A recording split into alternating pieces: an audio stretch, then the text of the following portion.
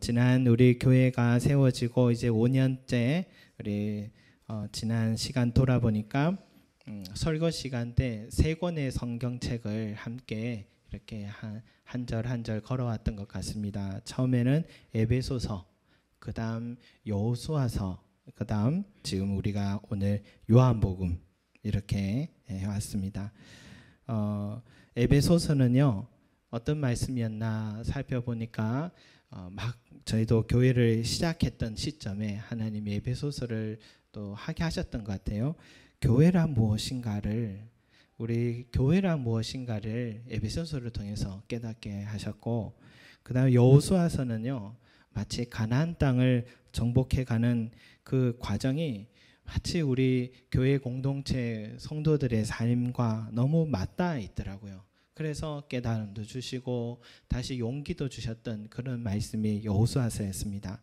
그리고 여호수아서를 한 2년 정도 하고 나니까 너무 구약 성경만 한 것 같다 해서 예수님에 대해서도 전해야지 생각하고 요한복음을 이렇게 선택을 했는데, 요한복음을 선택하고 나서 쉽지 않구나 이런 생각을 하게 됐습니다. 요한복음 특히 이 구절 사이에 있는 이 행간의 의미를 더 잘 파악을 해야지만 해야 되는 그런 책이었는데 제가 그걸 모르고 했던 것 같습니다.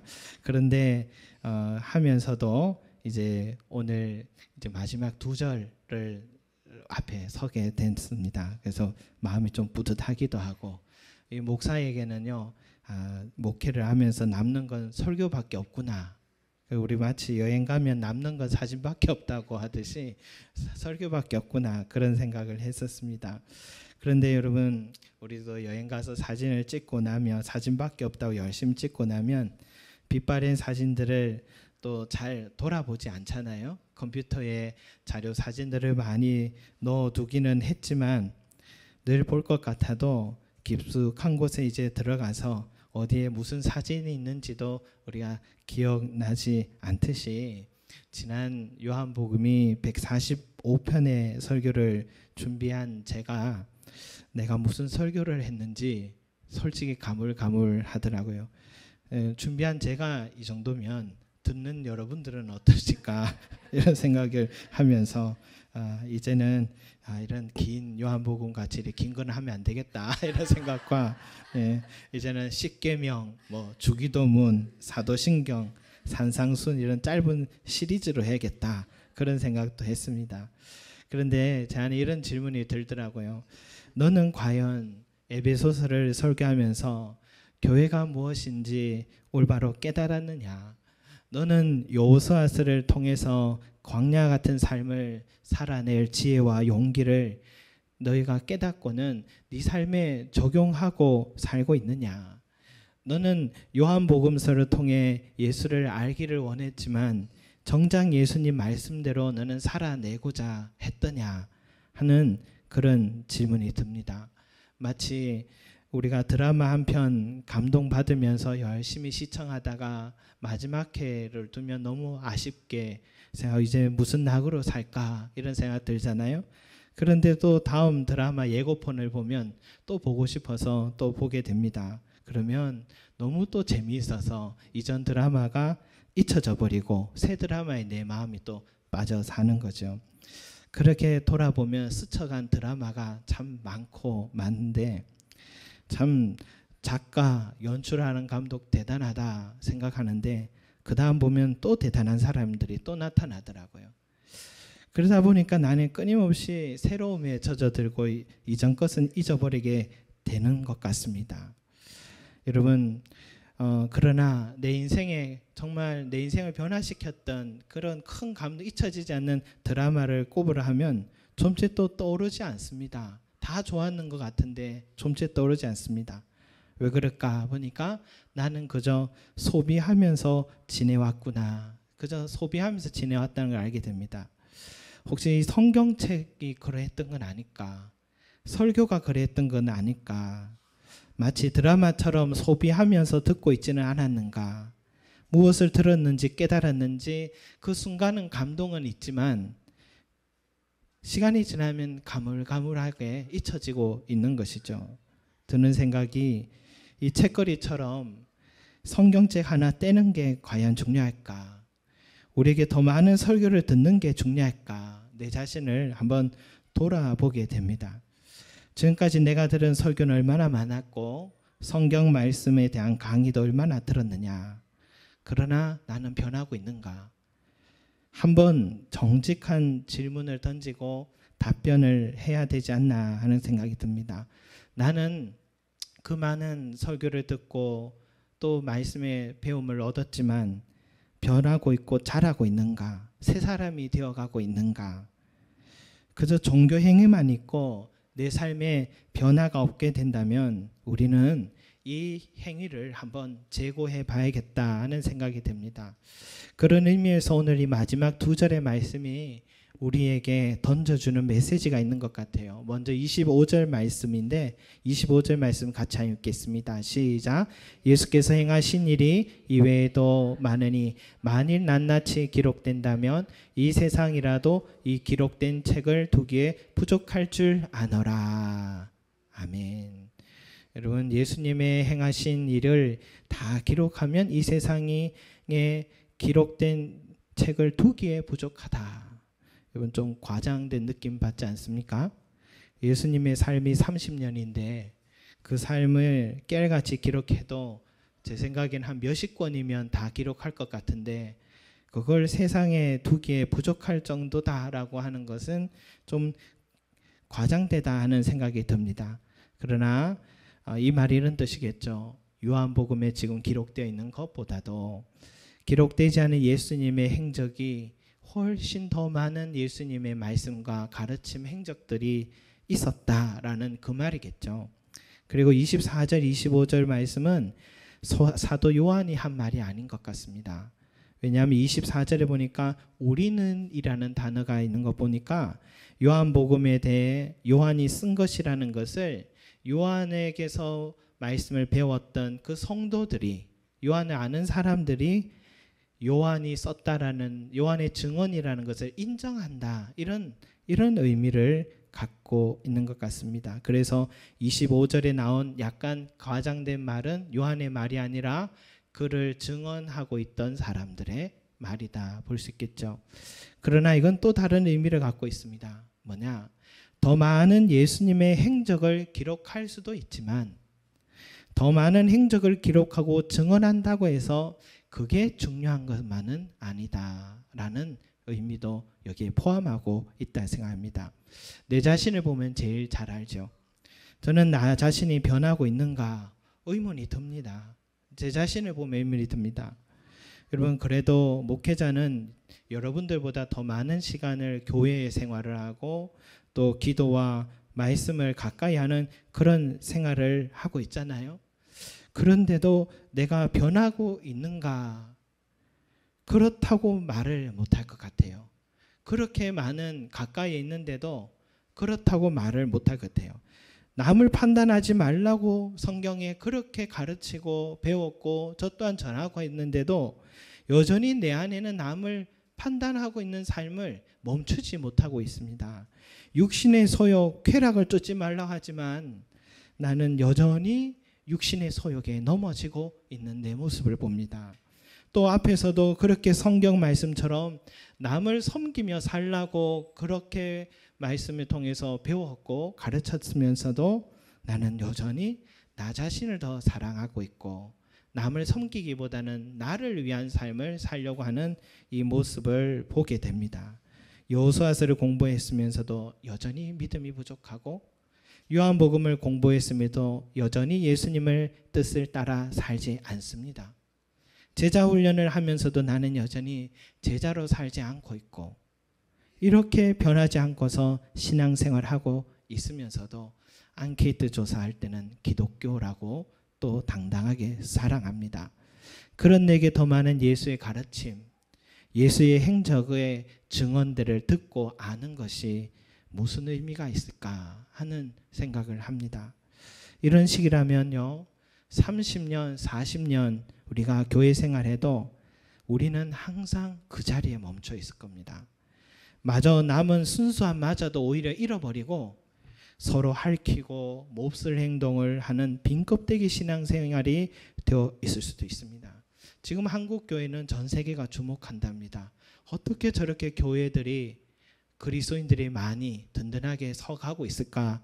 그래서 오히려 우리에게 선교했던 나라들이 이제 오히려 찾아와서 한국 교회를 이제 벤치마킹한다고 그러하는 얘기를 들었습니다. 그러나 정작 한국 사람들, 한국 사회에서는 한국 교회가 버림받고 있는 모습을 우리가 보고 있죠. 왜 그럴까? 배움과 행함의 불일치 때문인 겁니다. 배우긴 배웠는데 행하지 않는 불일치.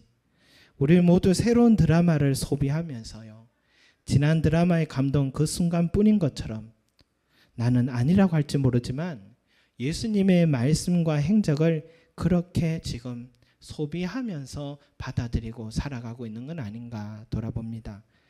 그러면 무엇이 진정한 신앙이요 그리스도인들이 쫓아야 될 삶의 목표인가? 그것이 오늘 24절 말씀에 있다고 볼 수 있습니다. 24절 말씀 같이 읽겠습니다. 시작. 이 일들을 증언하고 이 일들을 기록한 제자가 이 사람이라. 우리는 그의 증언이 참된 줄 아노라. 아멘. 여러분, 좀 전에도 말씀드렸지만 이 구절은 요한이 한 말이 아닙니다. 요한을 따르는 공동체 사람들이 한 말입니다. 요한이 지금 요한복음을 기록한 것, 또 요한의 증언을 통해 우리는 그 요한의 증언이 진실한 증언임을 믿습니다. 이런 뜻이죠. 요한이 무엇을 증언했습니까? 요한은 예수 그리스도를 증언했습니다. 요한의 기록도 입을 통해 예수의 가르침, 행하심을 증언한 것입니다. 그는 94세를 살았다 했죠. 한 세기를 살아가면서 그는 예수를 증언하는 일에 단 하루도 게을리지 하지 않고 살았던 인생이었습니다. 사도 요한이 왜 그런 삶을 살았을까? 수십 년 전에 예수님이 이 땅을 떠나실 때 분부한 그 사명 때문이었습니다. 오직 성령이 너에게 임하시면 너희가 권능을 받고 예루살렘과 온 유대와 사마리아와 땅끝까지 이르러 내 증인이 되라. 내 증인이 되라. 내 증인이 되라. 이 말씀을 요한은 평생 잊지 못하고 있었던 것입니다. 그 사명을 마음에 새기고 일평생을 예수 전하는 일에 삶을 들였던 것입니다. 여러분, 또한 예수의 명령이기도 하지만 사도 요한은 이 일을 전하면서 예수를 증언하면서 참 인생에 가치 있는 삶이 뭔가, 정말 내가 한 인간으로서 또 다른 인간에게 줄 수 있는 가장 최고의 선물은 바로 예수 그리스도를 증언하는 이다. 증언하는 이 일이다라는 것을 요한은 깨달았습니다. 이런 나이가 많이 드신 어른들의 이야기를 들어보면 제일 힘든 일이 뭐냐 얘기 들어보니까 제일 힘든 일은 친구가 하나씩 떠나갈 때랍니다. 마음을 나눴던 친구가 한 사람씩 먼저 떠나갈 때 나이가 든다는 것이 얼마나 어려운 것인가, 살아있던 것이 얼마나 힘든가를 깨닫는답니다. 마음을 나눴던 베드로도 형제, 형 야고보도 그리고 다른 모든 제자들 하나 둘 형장의 이슬로 떠날 때 홀로 남아 살아가야 하는 요한의 마음이 얼마나 흔들렸을까, 힘들었을 것 같아요. 그럼에도 불구하고 이 그를 붙잡아주는 힘이 있었는데 그것은 예수 그리스도께서 맡겨주신 사명이었습니다. 사명. 예수의 가르침, 그의 행하심을 목격한 그대로 증언하며 살아가는 것. 그래서 그는 터키 지역에 7교회를 세워 순회 목회를 하고 유배지에서도 그는 이 증언을 위해서 또 기록하고 또 목회 현장을 돌아와서 나이가 너무 많아 강단에 설 수 없는 그때도 옆에 제자들에게 부축을 받아서 앞에 서서 또 설교를 했다라고 합니다. 그러니까 마지막 남은 힘을 다해서 자신이 목격한 예수님을 증언하는 삶을 일평생 살았던 것이죠. 여러분, 그러나 이 땅 끝까지 이르러 내 증인이 되라라는 것은 사도들만의 전유물이 아니라 예수를 따르기로 결심한 저와 여러분 모두에게 주신 사명, 명령이었다라는 것을 우리가 잊지 마시기 바랍니다. 여러분, 우리 교회가 제자 훈련을 왜 하는지 아십니까? 조금이라도 성경 지식이 부족해서 성경 공부를 하려고 하는 게 아닙니다. 또 교회에서 만남과 또 내 삶의 쉼터를 얻기 위해서 제자 훈련을 하는 게 아닙니다. 우리의 신분이 그리스도의 제자임을 일깨우기 위해서 제자 훈련하는 것입니다. 다시 말해서 그리스도의 제자가 해야 하는 가장 중요한 인생의 목표, 증인의 삶을 살아가는 것, 이것이 저와 여러분들이 가진 사명임을 일깨우기 위해서 제자 훈련하는 것입니다. 여러분, 이 사명을 잊고 우리가 살아가면요, 이 사명을 모르고 살아가고 신앙생활을 하니까 이런 사명이 있다는 것을 우리가 배운 적도 없고 또 누가 가르쳐 주지도 않으니까 이런 사명은 저기 월급 받는 목회자의 일인 줄 알았습니다. 우리의 신앙은 계속해서 겉도는 것입니다. 내가 왜 신앙생활을 하는지 이유를 모르니까 세월이 흐르면 직분에 집착하게 됩니다. 안수집사, 장로, 권사. 그래서 공동의회는 민주적인 절차로 하는 거거든요. 그런데도 민주적인 방법으로 했는데 떨어졌습니다. 그 다음 주 교회 안 나옵니다. 왜냐하면 그 사람은 그게 신앙생활의 전부인 줄 알았기 때문입니다. 직분 받는 게 전부인 줄 알았습니다. 다른 것을 배우지 못했습니다. 직분 받으면 만족이 될까요? 어느 날 갑자기 목사가 되었다고 연락이 오는 분도 있습니다. 어디서 공부를 했고 안수를 받았는지 모르는데 목사가 되었다고 그렇게 또 연락 오는 분이 있습니다. 그런다고 만족될까요? 안 됩니다. 여러분, 우리의 진정한 직분은 뭐냐? 그리스도의 제자입니다. 우리는 그리스도의 증인입니다. 우리는 모든 사람에게 예수님을 전해야 되는 이 사명을 가진 이런 사람들입니다. 이 목표를 잃어버리면 우리는 아무리 성경을 떼고 봉사를 하고 11조 생활을 빠뜨리지 않고 기도 생활을 해도 내 영혼은 자꾸 공허함에 빠지게 되는 것입니다. 내 영혼이 다람쥐 쳇바퀴 돌듯이 그 자리에서 자라지 못하고 멈추게 되어 있는 이유가 바로 여기 있는 것입니다. 내 직분이 뭐냐? 바로 증인된 삶이라는 것을 여러분 잊지 마시기 바랍니다. 그래서 나중에 혹시나 떨어지셔도 서운해하지 마시고, 이거는 나에게 그저 뭡니까? 부로하는 부업이다 생각하시고, 진정한 나의 주업은 증인의 삶이다. 제자가 되는 것이다. 이 판단은 사람이 하는 게 아니라 하나님이 내게 해주시는 것이다. 이것을 잊지 마시기 바랍니다. 그렇지만 여러분, 증인으로 산다는 것은 좀 복잡한 일이기도 합니다. 단순한 예수 그리스도의 가르침, 행함을 전하는 팩트 전달자가 아닙니다. 한 번씩 우리가 법적인 사건을 보면요, 증인이 충분한 목격담을 말했고, 그래서 그 증인의 목격으로 또 증언으로 인하여서 이제는 모든 판결문이 결정될 줄 알았는데, 갑자기 그 증인의 지난날의 과거의 흠결을 드러나게 되어버렸습니다. 그러면 그 증인의 모든 지난 발언들은 의심을 받게 되고 예상치 못한 판결물이 나오는 것을 우리가 뉴스를 통해 가끔 보게 됩니다. 무슨 말이냐면, 증인은요, 말로만 하는 게 아니고 그 증인이 가지고 있는 신뢰성이 매우 중요하다라는 것입니다. 여러분, 신뢰성이라는 것은 하루아침에 쌓여 얻어지는 것이 아니죠. 제가 전도를 해보니까 이렇게 아파트나 가서 예수 믿으십시오 하면서요, 또 좋은 것 줍니다. 저희 교회는 혹시나 저거 할까봐, 또 안 받고 지나갈까봐 꼭 받으시라고 좋은 것 줍니다. 그런데 그렇게 아무리 전도해도 오지 않더라고요. 왜 그럴까요? 나와 아무런 인연이 없으니까, 나에 대한 신뢰가 없으니까 오지 않는 것입니다. 그런데 한 사람이 교회에 나오면요, 반드시 그 사람의 가까운 지인이 함께 또 오게 되어 있습니다. 왜냐하면 그 지인은 예수를 알아서 나오는 게 아닙니다. 그 친구를 신뢰하기 때문에 나오는 것입니다. 여러분, 증인의 가장 중요한 요건은요, 말이 아니라 그가 가지고 있는 신뢰성에 있습니다.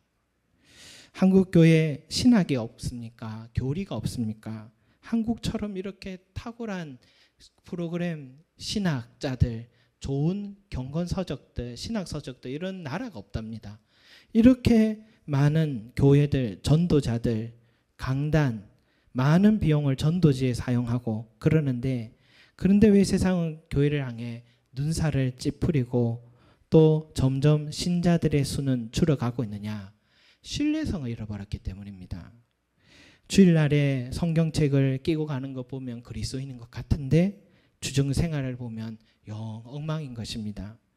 결국 우리에게 맡겨진 사명을 잘 감당하기 위해서는요, 우리가 증인의 사명을 잘 감당하기 위해서는 그리스도의 가르침과 행하신 일들이 어떻게 해요? 내 생활을 통해 드러나야 하는 겁니다. 내 삶을 통해 드러나야 되는 것입니다. 다시 말해서 내가 작은 예수가 되어야 하는 것입니다. 예수를 전하고 예수에 관한 얘기가 아니라 내가 작은 예수가 되어야 그때 증인이 되는 것입니다. 우리 인천 지역은 와보니까 감리교회가 참 많더라고요. 감리교회 창시자가 누구냐면 영국의 존 웨슬리 목사님이십니다. 존 웨슬리 목사님이신데, 그런데 이 존 웨슬리 목사님에 대한 누군가가 이렇게 간단하게 그의 이야기를 기록한 글을 보니까 그 존 웨슬리가 이랬답니다. 교회의 본질은 오직 성도의 성화에 있다. 교회의 본질은 성도의 성화에 있다라고 그렇게 말했습니다. 성화는 우리가 계속 자라가고 그리스도를 닮아가는 것을 거룩해지는 걸 말하잖아요.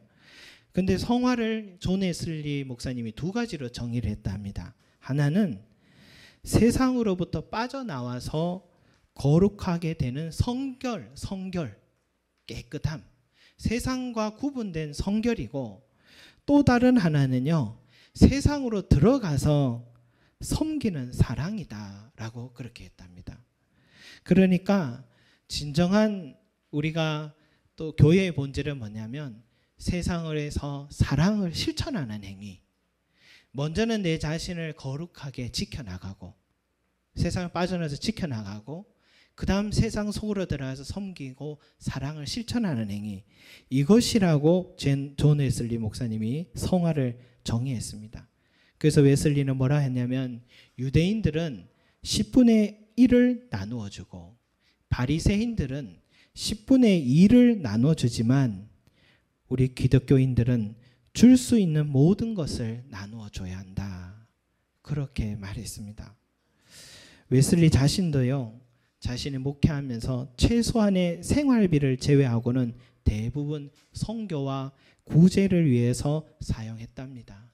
또 그리고 감리교 전체 차원적으로 교회가 뭘 했느냐면 실업자에게 일자리를 주고 또 고아와 과부와 병자들을 돌보는 학교와 병원을 세우고 대여 금고를 설립해서 가난한 사람들에게 무이자로 돈을 빌려주고 노숙자들을 위해서 나그네를 위한 친구회, 가난한 자의 집, 이러한 것들을 설립하면서 증인의 삶을 말로만이 아니라 행함으로 드러냈다라고 기록하고 있습니다.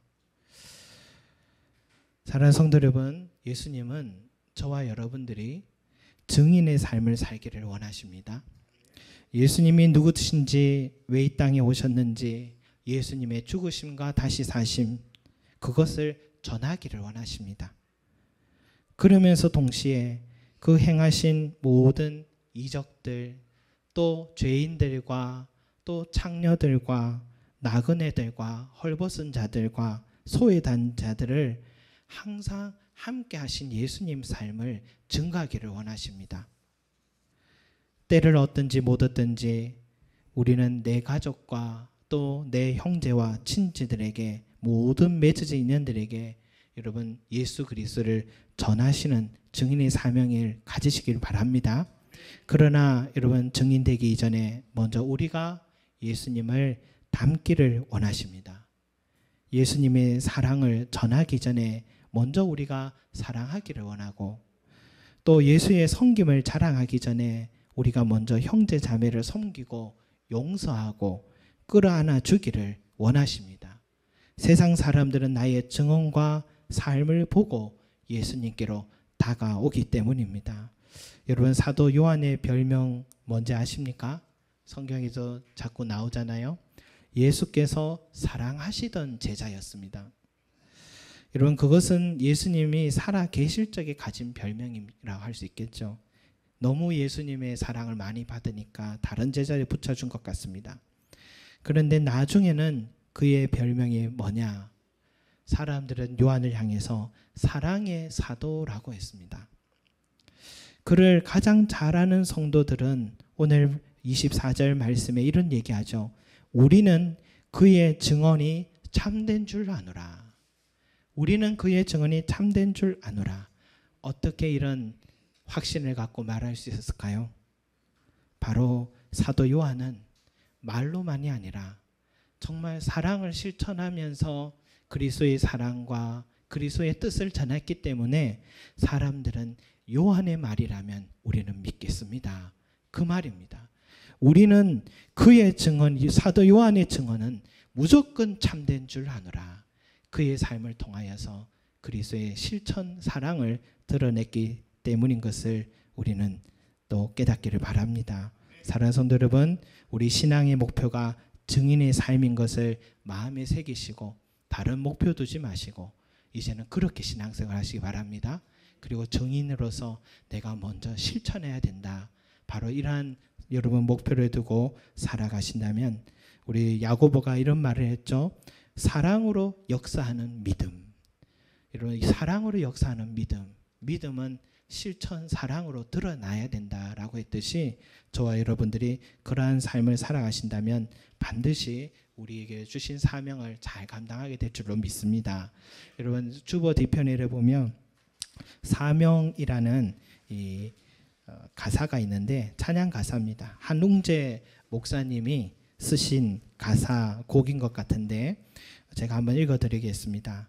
그대 말보다 더 많이 살아내는 것, 약함의 강함을 믿는 일, 자기를 지켜 깨끗함을 거하는 것, 슬픔에 젖은 마음마다 그가 기쁨임을 알리고 무거운 마음 들어 다시 서게 하는 일, 나그네를 위해 쉴자리 마련하는 것, 고아와 과부를 섬기며 이름도 없이 세상을 대접하는 일, 희망을 잃은 가슴마다 그도 사랑임을 알리고 새 희망 지어 입혀 다시 살게 하는 일, 당신과 내 손에 속에 있는 비겁함을 벗고 두 손에 가득 쥔 그 권리는 내려놓고 기회와 희망 잃은 많은 사람들에게 다가가 그의 사심을 전하며 주를 쫓게 하는 일. 이것이 사명이다라고 정의를 내렸는데 저는 이분의 이 가사를 보면서 정확하게 이해하신 거구나. 이 목사님이 정확하게 이해하신 거구나 하는 그런 생각을 했습니다. 여러분, 먼저는 말이 아니라 우리 행함으로 실천하고 그런 다음에 복음을 전하는 것, 이것을 우리에게 말해줬습니다. 한번 이분의 찬양을 같이 듣고 우리가 마무리하도록 하겠습니다. 한번 들려주시기 바랍니다.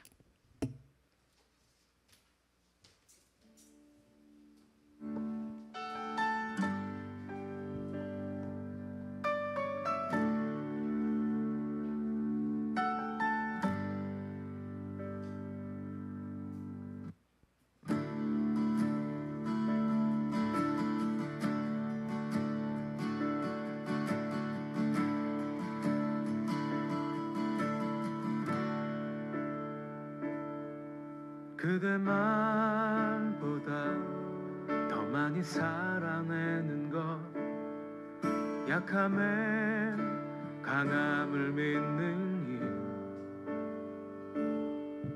자기를 지켜 깨끗함에 거하는 것, 슬픔에 젖은 마음마다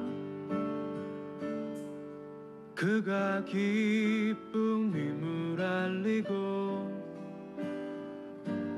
무거운 마음 들어 다시 서게 하는 일,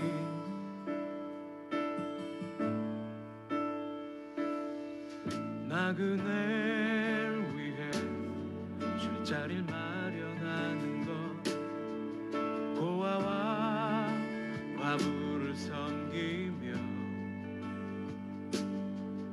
이름도 없이 세상을 대접하는 일, 희망을 잃은 가슴마다 그도 사랑임을 알리고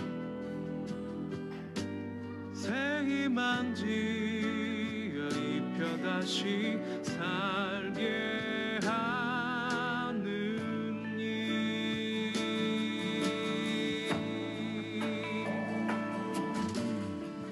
당신과 내 속에 있는 비겁함을 벗고 두 손에 가득 쥔 그 권리는 내려놓고 기회와 희망 잃은 많은 사람들에게 다가가 그의 사심 전하며 주를 쫓게 하는 일.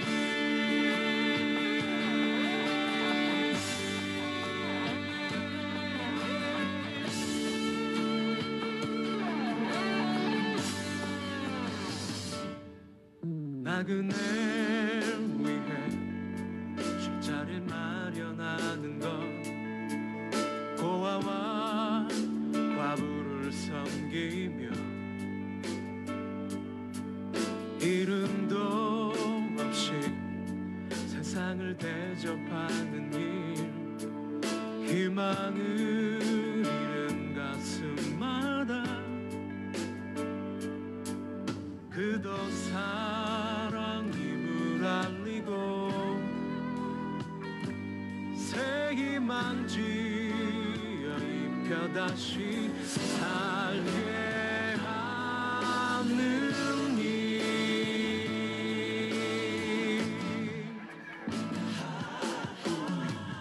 당신과 내 속에 있는 비겁함을 벗고 두 손에 가득 쥔 그 권리는 내려놓고 기회와 희망 잃은 많은 사람들에게 다가가 그의 사심 전하며 주를 쫓게 하는 일.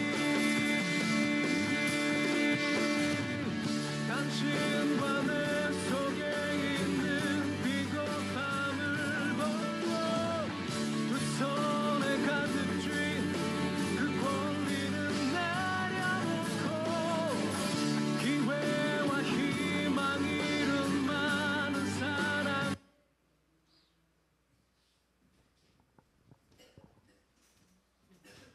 예, 방송에 또 개인적으로 또 들어보시면 되겠습니다.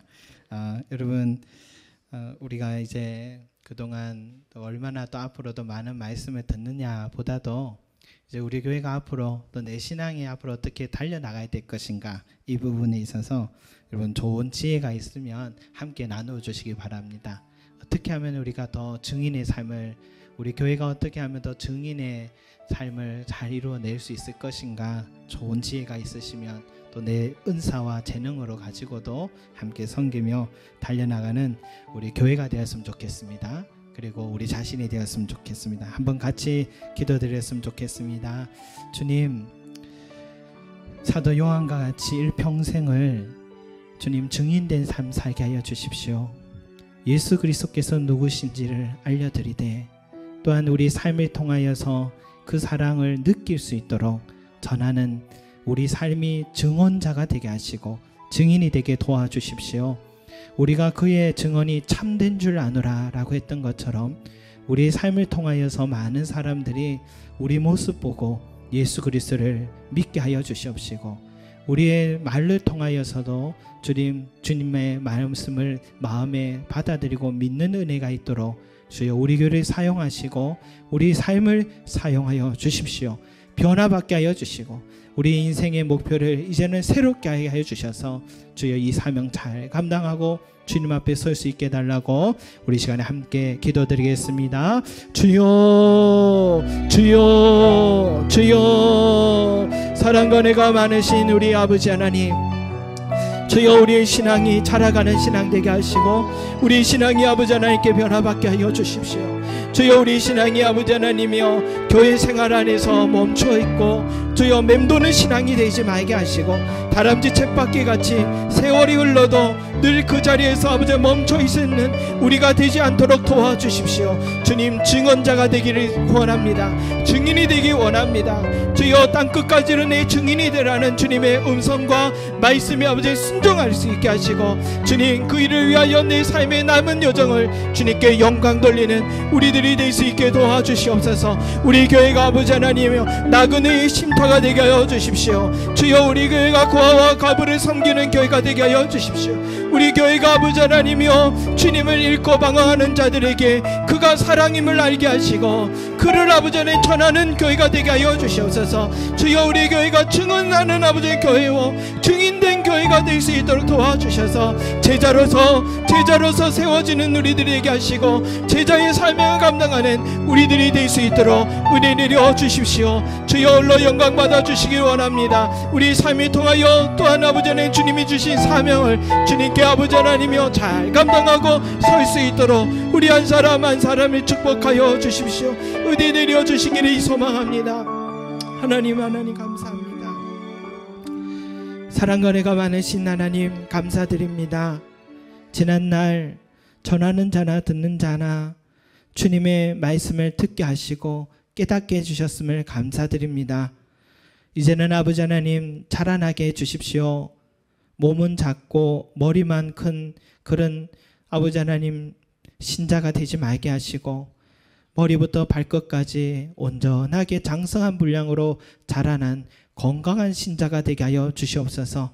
우리에게 땅끝까지 이르러 내 증인이 되라는 주님의 그 지상 명령을 마음에 꼭 새기게 하여 주셔서 주님을 만나는 이들마다 내 가까운 가족들과 내 친지들과 친구들에게 이 아버지 하나님 예수 그리스도를 전하게 하여 주시고 그의 삶에도 정말 예수 그리스도의 생명을 전함으로 새 삶, 새 옷을 입고 살아갈 수 있는 그런 아버지 하나님 우리가 통로가 되게 도와주시옵시고 또한 아버지 하나님 우리 삶이 증인에 된 삶이 되게 하여 주셔서 내 모습 보고 예수를 보게 하여 주시고 내 아버지 하나님의 섬김을 통하여서 예수의 섬김과 사랑을 느낄 수 있도록 우리를 사용해 주시기를 소망합니다. 하나님 우리 교회를 여기까지 인도하셨는데 이제는 새로운 아버지 하나님이여 또 해를 달려갈 때에 이 사명 잘 감당하게 하여 주시고 이 사명을 향하여 달려가는 우리 교회가 될 수 있도록 주여 축복하시고 많은 아버지 하나님 또한 일꾼들을 붙여주시고 많은 은사들을 사용할 수 있도록 하여 주셔서 하나님께 영광 돌리는 교회가 되게 축복해 주시옵소서. 오늘도 아버지 하나님께 감사함 갖고 아버지 올라와 주님께 드린 그 손길 기억하여 주셔서 아버지 하나님의 것과 내 것을 구분할 줄 알며 모든 것이 주님께서 주신 은혜임을 알고 감사하는 그 손길 위에 하나님께서 더 감사의 제목들을 부어주시고 축복하여 주시기를 소망합니다. 이제는 우리 주 예수 그리스도의 은혜와 하나님 아버지의 무한하신 사랑과 성령님의 감화 감동 교통하심이 증인된 삶을 살아갔던 사도 요한과 같이 우리도 증인이 되기를 소망하며 우리의 모습을 통하여서 참된 줄 아노라 하며 많은 사람들이 주께로 돌아오는 그 은혜의 날을 소망하며 그렇게 증인으로 살기로 결심한 우리 모든 성도들의 머리 위에 영원히 함께 하시기를 축원하옵나이다. 아멘.